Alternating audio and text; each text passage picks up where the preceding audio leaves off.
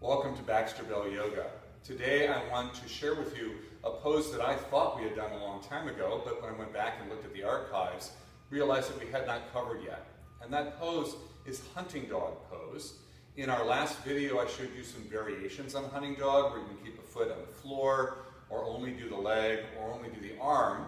And today I'd like to put that all together and show you the full posture.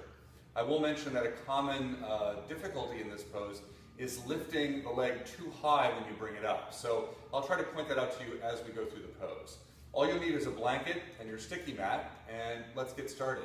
So the first thing I'd like you to do is to come to hands and knees position. And you might take a second just to do a little cat-cow, arching the spine and rounding the spine, just to become aware of the extremes of movement that you could have in the spine if you weren't really paying attention.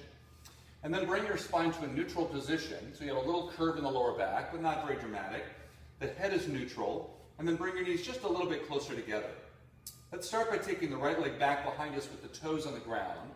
And then from here, as we firm the arms and lift the breastbone up a little bit, let's lift the back leg just a few inches off the floor, so it's at or below parallel with the earth. As you do that, keep the hips even side to side, and watch out for any collapse in the area of the lower back.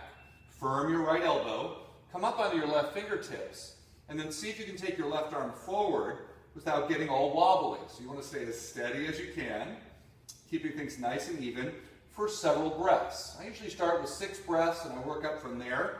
So maybe 1 or 2 more breaths here, pressing out through the back heel, reaching forward through the front fingertips and looking down at the bottom hand for a gaze for the eyes. And then as you're ready, bring the hand down, bring the knee down. And I usually find that I want to shake that right hand out, that right arm out a little bit, give it a little release. So let's come to the second side. I'm going to show you that exaggerated lift of the back leg just so you can see what it tends to do. So, and then we'll correct that, okay? So firm the elbows, natural curves in the spine, take your left leg back, and then a lot of times what will happen is people will swing this leg way up in the air.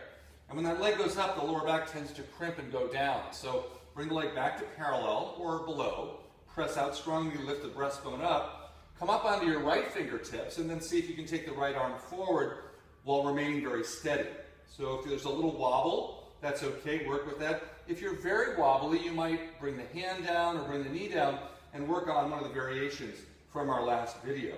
So after you've been in the pose for about 5 or 6 breaths, maybe a little longer, you'll bring your hand down, you bring your knee down, and then give that left hand a nice little shake.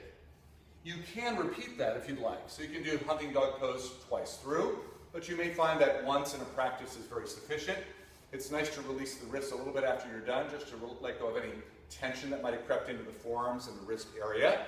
So that's hunting dog pose, and maybe add that into your practices this week and see what you can discover about the ease or the challenge of that particular pose.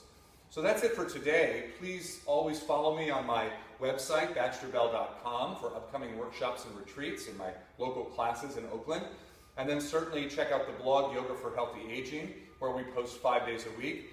And then also check out my offerings on yogauonline.com, where I have not only lecture presentations, but also actual longer practices that you can do. And I think they charge about $20 a month for a membership for the practice channel. So check that out. Until the next time, thank you so much for joining me. Namaste.